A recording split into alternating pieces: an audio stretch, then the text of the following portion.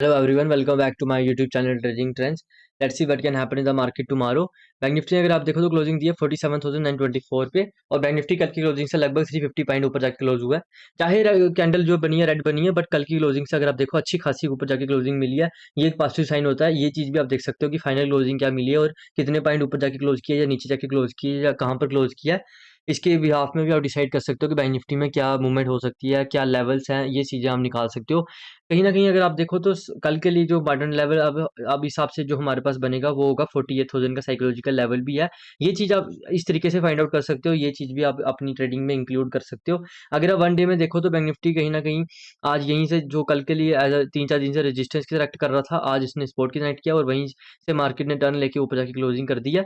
और ऊपर के लिए अगर आप देखो तो कहीं न कहीं 48,000 का साइकोलॉजिकल लेवल भी है, कल का हाई भी है और उसके बाद देखो तो ऊपर हमारे पास एक ज़ोन 88 48,500 तक का हमारे पास एक ज़ोन बचा हुआ है, जिसमें हम ट्रेड ले सकते हैं। चलिए 15 मिनट में आपको दिखाता हूँ। देखो अब अभी जो डायरेक्शनल ट्रेडर है ना, उनको थोड़ा-सा वेट करना पड़ेगा क्योंकि ऊपर ऊपर के लिए और नीचे के लिए अब मार्केट थोड़ा-सा बीच में आ गया, साइडवेज ज़ोन में आ चुका है। क्योंकि अब मार्केट 1-2 दिन कहीं होल्ड करे, फिर एक डायरेक्शन क्लियर करेगा, या तो ऊपर जाएगा या यहीं से इस जो सपोर्ट ले रहा है यहाँ से मार्केट नीचे जाएगा, फिर जाके इस ट्रेंड लाइन को टच करेगा या वो ऑल टाइम हाई को टच करेगा। तो ये हमें पता चलेगा जब 1-2 दिन मार्केट होल्ड करता है। अगर ट्यूसडे को होल्ड कर देता है, वेडनेसडे को एक्सपायरी भी है, तो वेडनेसडे को हमें एक मूवमेंट मिल सकती है, या ऊपर या नीचे वाली साइड। पर वो शर्त ये रहनी रहनी चाहिए कि अगर कल यहाँ मार्केट होल्ड कर जाए। देखो छोटी-छोटी चीज़ें बहुत ज़रूरी हैं। मैंने कैंडलस्टिक बिहेवियर की वीडियो बनाई है, जाके आप चेकआउट कर सकते हो। मेरी लर्निंग वीडियो के नाम पे प्लेलिस्ट बनाई है, वहाँ पर आपको मिल जाएगी। चलिए 15 मिनट में देखते हैं कल मार्केट में क्या हो सकता है। उससे पहले मैं आपको दिखा देता हूँ आज मार्केट में क्या हुआ। देखो जैसे कि मैंने आपको बताया, मैं आपको डेली एनालिसिस भी थोड़ा समझाऊँगा कि मार्केट में कैसे ट्रेड किया जाता है, कैसे चीज़ें हमें देखते हैं जब मार्केट में गैप अप या गैप डाउन हो जाता है तो कैसे बिहेव किया जाता है। देखो जैसे कि आज देख सकते हो मार्केट ने एक अच्छे रेजिस्टेंस के पास ट्रेड करा था। उसके बाद क्या होता है, मार्केट गैप अप खुलता है। गैप अप भी अच्छा खासा गैप अप खुलता है 500-600 पॉइंट के लगभग, 574 पॉइंट शायद। यहाँ गैप अप खुलता है 48,145 के पास गैप अप खुलता है। और कहीं न कहीं अगर आप देखो तो एक स्ट्रॉन्ग मतलब सेलिंग कैंडल बनती है। इसका रीज़न ये भी है क्योंकि एचडीएफसी के क्वार्टर रिजल्ट आए थे। और देखो आस्ता-आस्ता मैं आपको अब एक वीडियो बनाऊँगा जिसमें मैं आपको कंपोनेंट्स को समझाऊँगा कि बैंक निफ्टी को ट्रेड करना है तो कंपोनेंट्स को कैसे देखा जाता है, कंपोनेंट्स को उसके साथ कैसे अलाइन किया जाता है। तो ये चीज़ इसकी वीडियो में मैं बनाऊँगा। उससे पहले 1-2-3 वीडियो रहती हैं, वो चीज़ क्लियर करूँगा सैटरडे संडे को।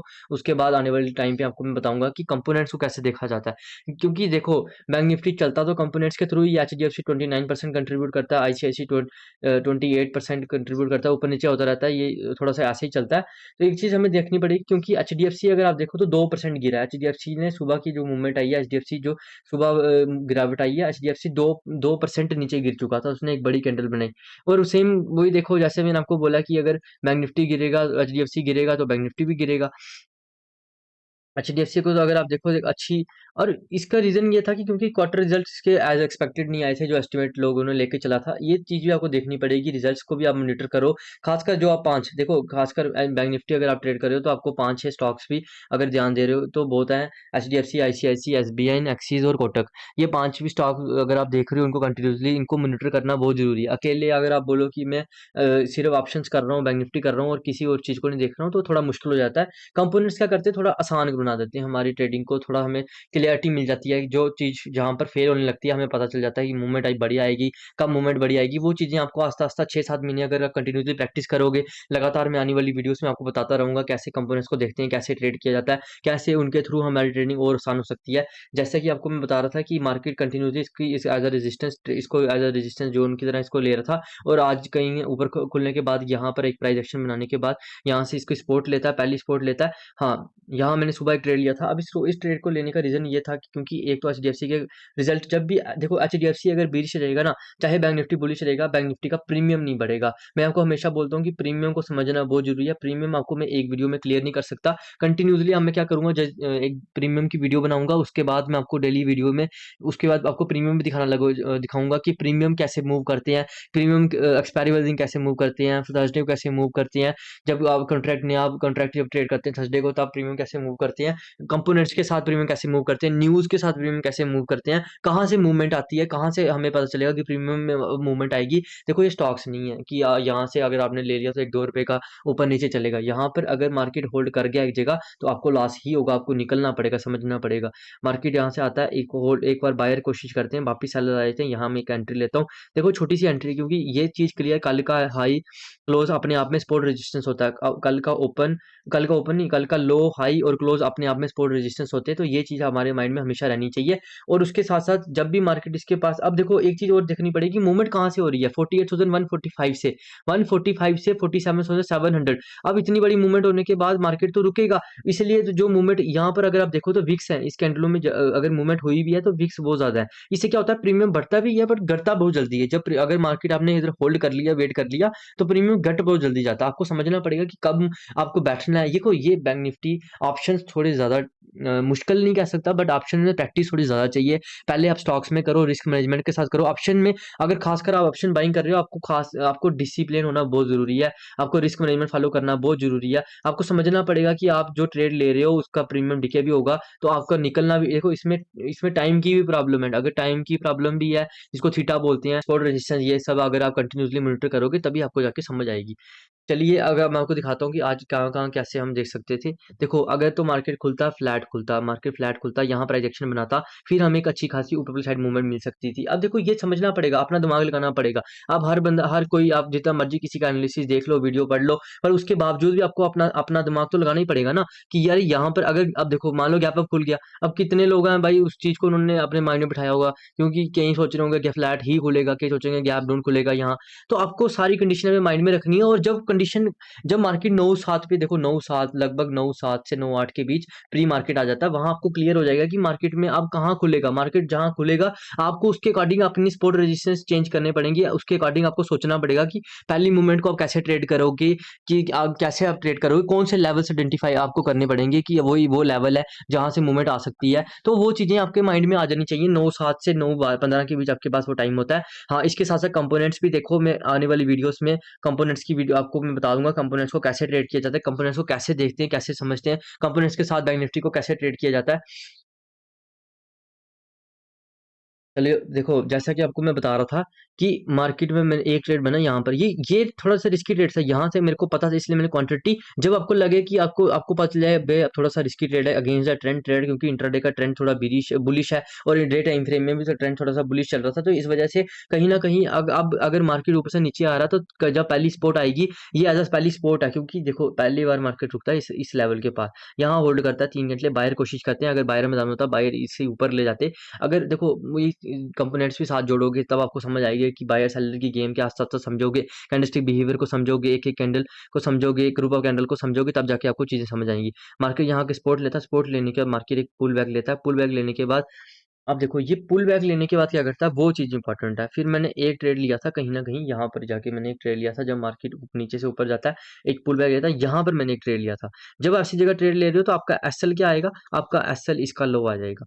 इसका लो थोड़ा बफर, देखो इतना बड़ा, अब आप बैंक निफ्टी में इतना बड़ा ऐसा लेके नहीं चल सकते। अगर आप पोजीशन ट्रेड कर रहे हो तो ठीक है, पर इंट्राडे में, और ये चीज़ आपको क्लियर होनी चाहिए, क्योंकि एचडीएफसी का ट्रेंड बिरिश था, इसलिए प्रीमियम तभी बढ़ेंगे अगर मूवमेंट बड़ी आई। अगर मूवमेंट थोड़ी सी भी ये होगा ना, अगर आप जाके प्रीमियम देखना, जैसी मूवमेंट बड़ी आई उसके बाद छोटी या ये नीचे मार्केट थोड़ा सा रिवर्स लेता है, तो यहाँ पर प्रीमियम डिके हो जाता है। यहाँ पर जितनी जल्दी प्रीमियम बढ़ता नहीं है, उससे ज़्यादा जल्दी तो प्रीमियम डिके हो जाता है। तो ये चीज़ें आपको माइंड में रखनी पड़ेंगी। आस्ता आस्ता मैं चीज़ें दिखाऊंगा आपको सबको। चलिए अब कल के लिए देखते हैं, कल मार्केट क्या कर सकता है 15 मिनट में।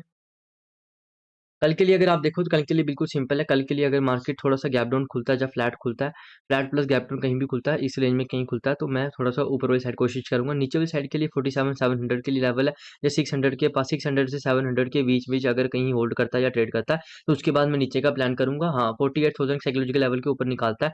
अब देखो यहाँ पर मैं साइकोलॉजिकल लेवल का ही वेट करूंगा, क्योंकि साइकोलॉजिकल लेवल के नीचे मार्केट जो प्लेयर होंगे वो इतनी जल्दी निकलेंगे नहीं। अगर मार्केट यहाँ ट्रेड भी करेगा, एक बार को जहाँ पुल बैक लेगा, यहाँ से ब्रेकआउट भी फेल भी हो सकता है, ब्रेकआउट फेल भी हो सकता है। तो इसके लिए मैं कोशिश क्या करूंगा, जा तो 1 डेढ़ घंटा अच्छे से ट्रेड हो जाए इस रेंज के अंदर, जा इधर मार्केट इस लेवल के पास आके ट्रेड करे, फिर जाके मैं ऊपर वाली साइड का देखूंगा। बाकी ट्रेंड में आपको देखो, ट्रेंड भी हेल्प करता है। अगर ट्रेंड की साइड मार्केट में ट्रेड लेते हो, थोड़ा सा पहले भी ले लोगे 10-20 पॉइंट तो चलेगा। ट्रेंड के अगेंस्ट लेते हो तो फिर आपको एक पर्टिकुलर लेवल में 48,000 के ऊपर जाके लेना पड़ेगा, क्योंकि जो एसएल लगे होंगे वो 48,000 से थोड़े ऊपर लगे होती हैं। तो ये चीजें आपको आस्ते आस्ते समझाऊंगा मैं।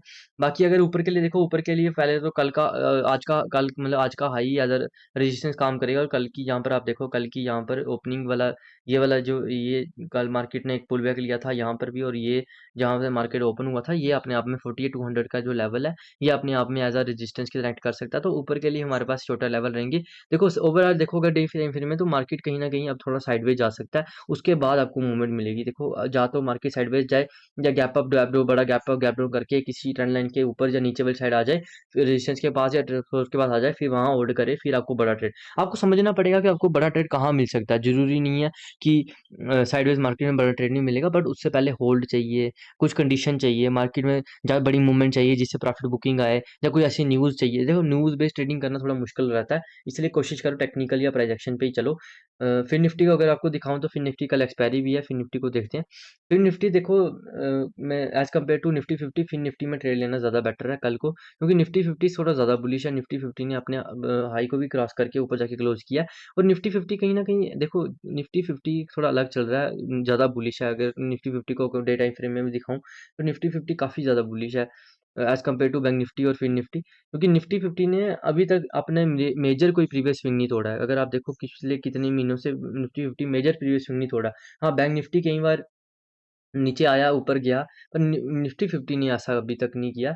तो ये चीज़ हमें देखनी पड़ेगी, इस चीज़ को भी हमें समझना पड़ेगा। निफ्टी थोड़ा सा अटक गया चार्ट। निफ्टी 50 का अगर आप हम देखें 15 मिनट में, तो निफ्टी 50 के लिए सिंपल रखेंगे, ऊपर के लिए लेवल है 22,400 का। देखो आपको अब आप अगर आप कंटिन्यूसली 2-4 महीने ट्रेड करोगे ना, आपको ऑटोमेटिकली सपोर्ट रेजिस्टेंस समझ आ जाएंगे। ये देखो जो जोन बना के बैठा हुआ है, इस जोन के अंदर कहीं भी खुले, अगर मैं तो बोलता हूँ कल 1-2 दिन होल्ड कर जाए, फिर अपनी एक्सपायरी वाले दिन अगर ब्रेकआउट देगा, फिर अच्छी मूवमेंट ऊपर और नीचे दोनों साइड मिल सकती है। बट शर्त यही है कि थोड़ा सा अगर होल्ड हो जाए, क्योंकि ये पार्टनर रेजिस्टेंस है 22,400 से लेके 500, ये इसका अपने आप में एक पार्टनर रेजिस्टेंस। छोटी सी मूव के लिए आप जा सकते हैं इंट्राडे में, ऊपर और नीचे साइड दोनों के लिए जा सकते हैं। नीचे के लिए हमारे पास 22,200 है, ऊपर के लिए 22,400 से 500 के बीच की रेंज है। फिर निफ्टी में अगर आप देखें, तो फिर निफ्टी का देखो, फिर निफ्टी का समझना पड़ेगा। फिर निफ्टी और बैंक निफ्टी कहीं ना कहीं सेम चलते हैं, क्योंकि कंपनी जो भी इनके अंदर जो चार्ट्स हैं वो लगभग सेम ही है। तो कहीं ना कहीं अगर फिर निफ्टी को देखें, फिर निफ्टी भी एक अच्छी, फिर निफ्टी कल एक्सपायरी भी है, तो फिर निफ्टी में एक अच्छी सेलिंग आई है आज भी अगर आप देखो, क्योंकि एच डी एफ सी यहाँ पर भी मेन पार्टनर इसका एच डी एफ सी ही है। तो फिर निफ्टी का अगर मैं आपको चार्ट दिखाऊं,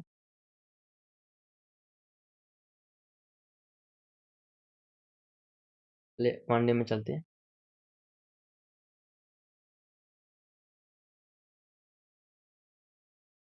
पढ़ने में आगे। फिन निफ्टी का अगर आप देखो, तो फिन निफ्टी कहीं ना कहीं क्लोज हुआ है 21,326 पर, कल की क्लोजिंग से लगभग ये 153 पॉइंट ऊपर जाके क्लोज हुआ है। फिन निफ्टी अगर आप देखो, जैसे कि मैं आपको बता रहा हूँ, ये बैंक निफ्टी की तरह सेम ही चलता, तो इसके लिए भी ऊपर का जो 21,800 ऊपर का इसका एज ऑल टाइम हाई वो है। और कहीं ना कहीं इसने भी 3 दिन यहाँ पर ये रेजिस्टेंस फेस करके आज इसको एज अ सपोर्ट की तरह एक्ट किया। चलिए 15 मिनट में देखते हैं, सिंपल रखेंगे। देखो एनालिसिस करना कोई बड़ी बात नहीं है, पर आपको समझना पड़ेगा कल जो मार्केट में कंडीशन बने। कल मार्केट कहाँ खुलेगा मेरे हाथ में नहीं है, हमें पता भी नहीं कहाँ खुलेगा। फ्लैट भी खुल सकता है, गैप अप भी खुल सकता है, गैप डाउन। आपको न्यूट्रल रहना, आपको किसी भी साइड नहीं रहना, आपको बुलिश या बीरिश अपने माइंड में उठा के रखना। 5 मिनट पहले मैं बुलिश होता हूँ, उसके बाद क्या होता है, 5 मिनट के बाद ट्रेड कंडीशन चेंज हो जाए तो बीरिश हो जाओ। आपके माइंड में आपको समझ होनी चाहिए कहाँ। देखो ये सामने दिख रहा है कि यार इधर से आज इसने यहाँ से इस लेवल से यहाँ से रिजेक्शन ली है, एक बार पहले भी ली थी, तो इसका एज रेजिस्टेंस हो जाएगा। नीचे यहाँ अगर आप देखो, पहले यहाँ पर 1 2 3 बार यहाँ पर रेजिस्टेंस फेस कर रहा था, अब इसके लिए सपोर्ट हो जाएगी। तो सामने आपको ये चीज़ें आपको खुद देखनी है, आपको खुद समझनी पड़ेंगी। नीचे के लिए मेरे लिए रहेगा 21,200 के पास अगर ट्रेड करेगा, होल्ड करेगा, कैंडलस्टिक बिहेवियर बनाएगा। ऊपर के लिए मेरे बस ये रहेगा 21,400 के पास कहीं होल्ड करे, तो 21,500 के पास के टारगेट मिल सकते हैं। देखो सिंपल सिंपल चीज़ें हैं, चार्ट में कुछ भी मुश्किल नहीं है। ये हमारा लिए रेजिस्टेंस है कल के लिए। उसके बाद देखो अगला टारगेट कहाँ हो सकता है, इंट्राडे के बेसिस में कल का क्लोजिंग भी है, इसके साथ साइकोलॉजिकल लेवल भी है। अगर आप चार्ट को देखोगे, चार्ट को समझोगे, देखो मेन प्रॉब्लम क्या है, आप रिस्क मैनेजमेंट से चलो। क्योंकि आप क्या करते हो, आप बड़ी क्वांटिटी से, जब आप बड़ी क्वांटिटी से घुस रहे हो ना, तब आप पैसा नहीं, अब आप पैसा बनाने की सोच रहे हो, सीखने की नहीं सोच रहे हो। लर्निंग पे फोकस करो, अपनी लर्निंग को एनहांस करो, आपको किसी के एनालिसिस की जरूरत नहीं पड़नी चाहिए। अपनी लर्निंग पे फोकस करो, अपनी लर्निंग को स्ट्रांग करो, प्रैक्टिस करो, डेली प्रैक्टिस करो, रिस्क मैनेजमेंट से ट्रेड करो। अगर नौकरी कर रहे हो तो उसको भी कंटिन्यू करो। देखो ट्रेडिंग आपकी चल जाएगी, इसकी कोई गारंटी नहीं है, इसकी कोई गारंटी दे भी नहीं सकता। जो तुम मर्जी कोर्स ले लो, जो मर्जी ले लो, ये एक ऐसा जॉब है, ये स्ट्रेसफुल जॉब है। इसको अगर आप विदाउट, अगर, क्योंकि ये पैसों के बिना नहीं किया जा सकता। अगर आपके पास कोई फाइनेंशियल बर्डन है या कुछ है, फिर आप ट्रेडिंग नहीं कर सकते, फिर आपके लिए मुश्किल हो जाएगी। चलिए, thanks for watching this video, have a nice day.